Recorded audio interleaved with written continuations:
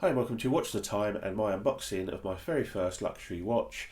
It's an Omega. It's been on my radar for a very long time. I've recently bought my partner the ladies version of this watch. My criteria for this watch were very specific and I didn't really want to get it at the moment. I didn't really have the funds, but I made it work because it just ticked all of the boxes. One of those boxes was it had to be in mint condition, it had to be boxed with papers.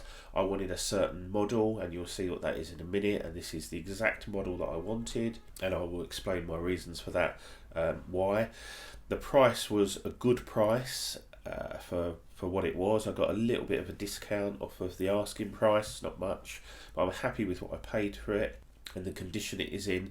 It's a 2007 watch, so it's 13 years old, so it's, you expect some sort of wear on it, but it is in remarkable condition, and that's exactly what I wanted. I will do a quick wristwatch check. I don't normally do this, but I'm wearing a little Seiko that I picked up. It's not a Seiko 5, it's a 6309. So without further ado, let's get this Omega out. Right, there we go. So usual Omega fare, you've got the massive book, which is basically an instruction manual in about 10 different languages. Then you get your creamy coloured leather pouch with your international warranty and the pictogram card in it. And in here I've got all the spare links, and it's a pin and collar link system, so all the pins, collars and links are in there. Here's the Omega box, quite a nice little box in pretty good condition. You can see some wear across the back here. These do tend to flake, the paint on these, but this one's in, I would say, for its age, I'm going to call this excellent condition, certainly not mint. And then you've got the Omega sort of logo there. Not as nice as the solid wood boxes you get nowadays, but still quite plush. And there you are in the side. Let's just get the watch out, get off its little cushion.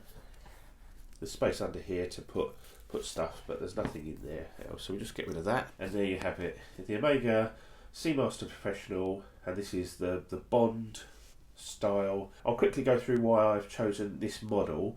The previous model, which was the actual Bond watch worn by, I think, Pierce Brosnan, had the shorter minute hand, and it had the loom applied, sort of painted directly onto the dial. Now, I don't like the colour of that loom, and I didn't want that watch.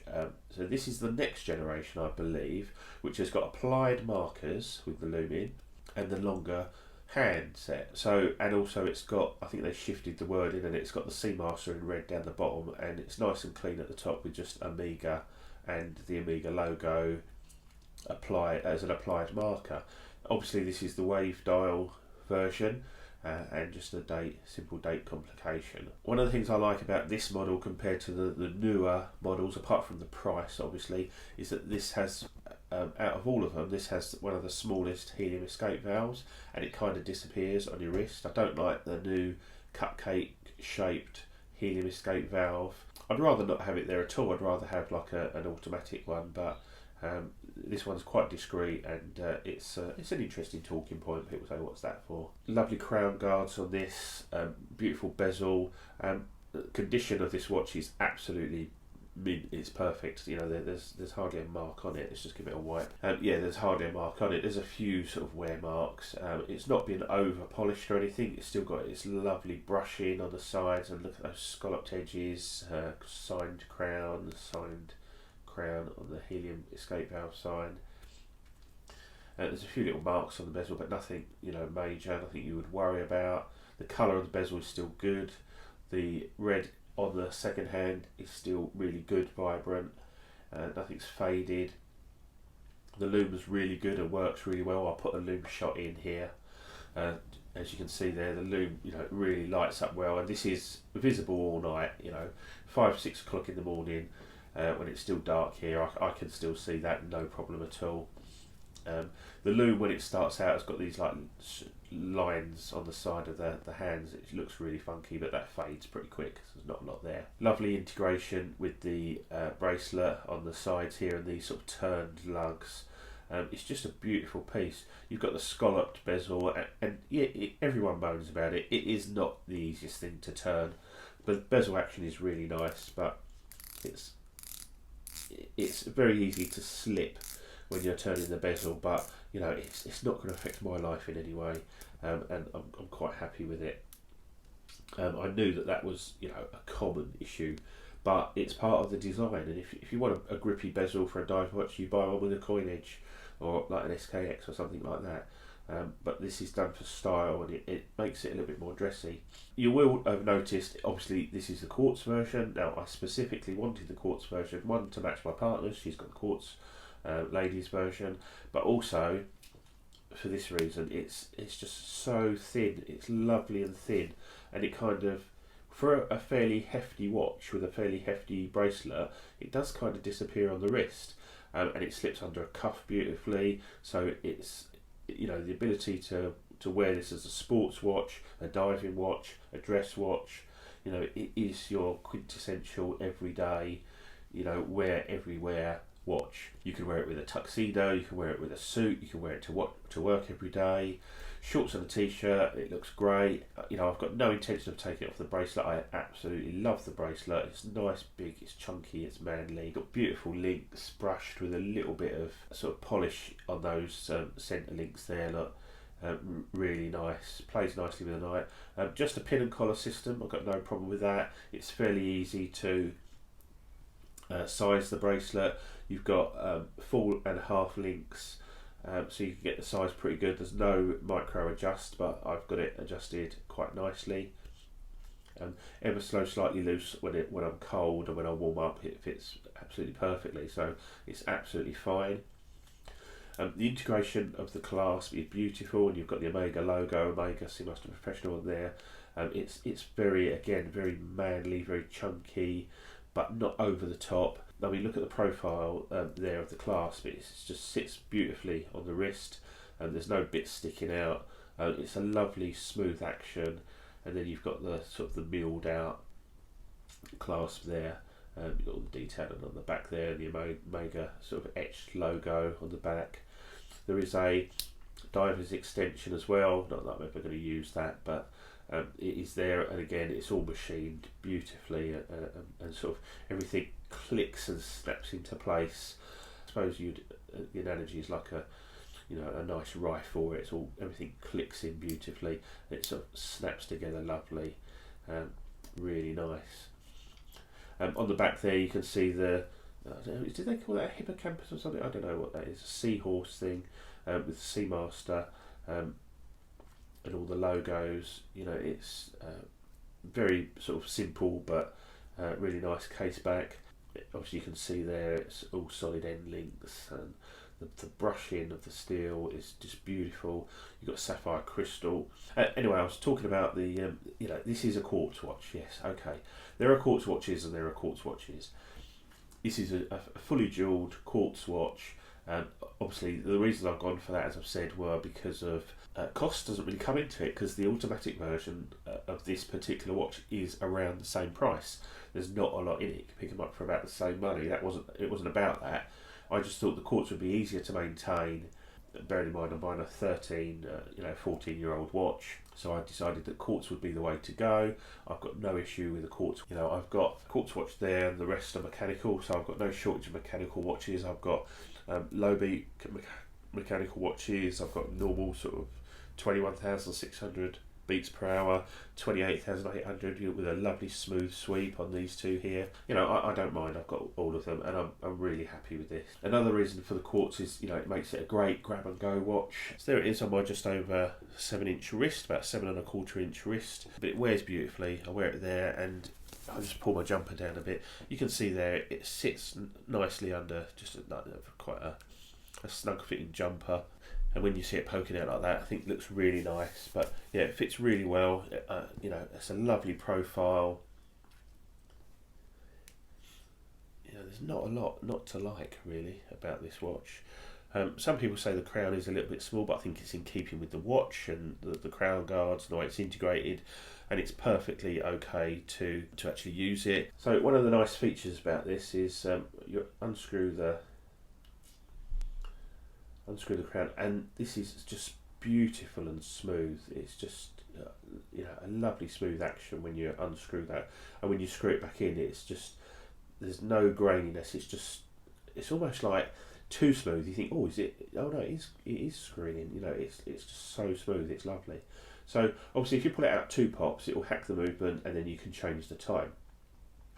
Now, normally when you pull it out the first pop, it would be a date change, but on this watch, it jumps the hour hand. Now, the beauty of that is that you can do that without hacking the movement, and I know it does interrupt the second hand a little bit. You know, if you're changing time zones quickly, and say I'm going somewhere and I want to move it, say 2 hours forward, I can just pop that, and then we're done. When you go home, I need to pop it back 2 hours, pop.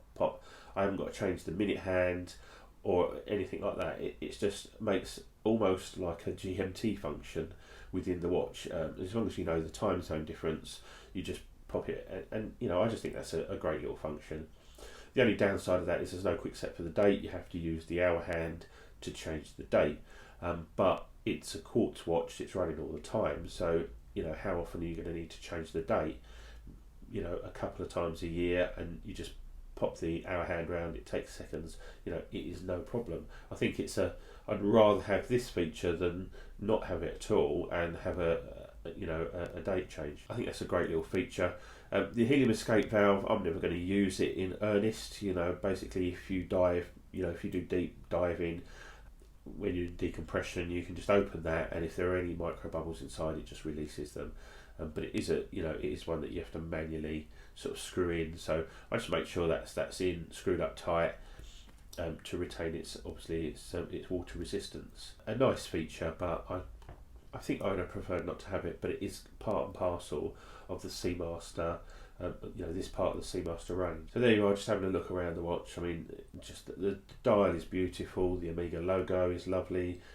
I think they've got the text just right on this version. I mean, there are different versions with 3 lines of text, 4 lines of text. There's one that has Omega Seamaster at the top, so the Seamaster logo is here, not here.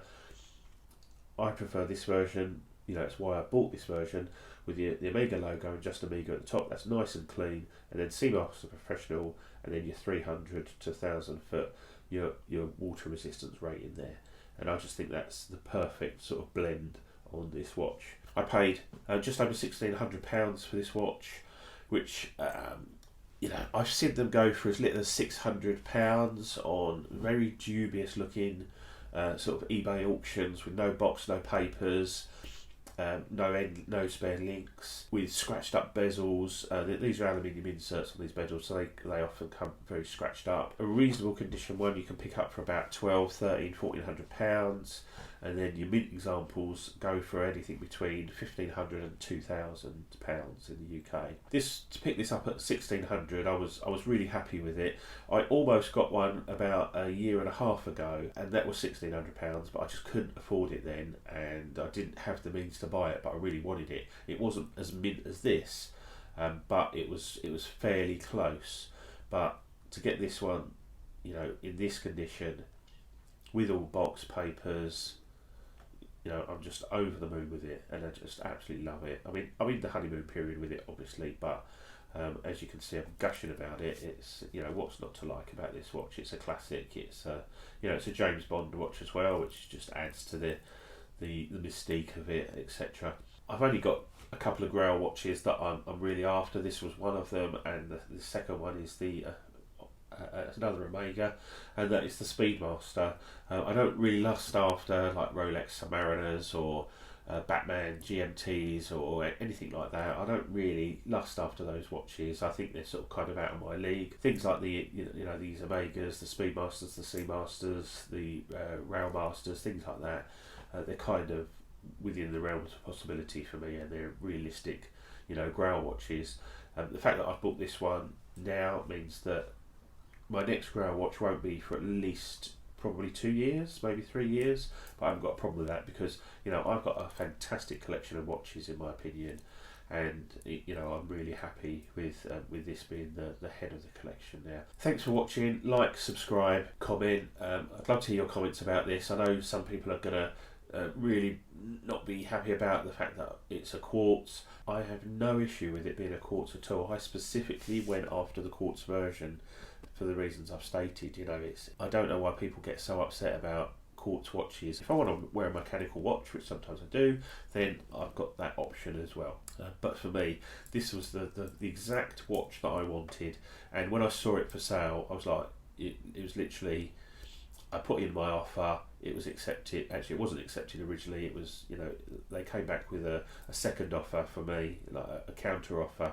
I accepted it, and then I was just like, you know, it came the next day, and I'm just absolutely over the moon with it. The only sort of wear is on the outer boxes, a bit stained, but I will try and clean that up. Obviously, I've cleaned this. This has all been in the well, not the head of the watch, but all the bracelet and that has been in the ultrasonic cleaner.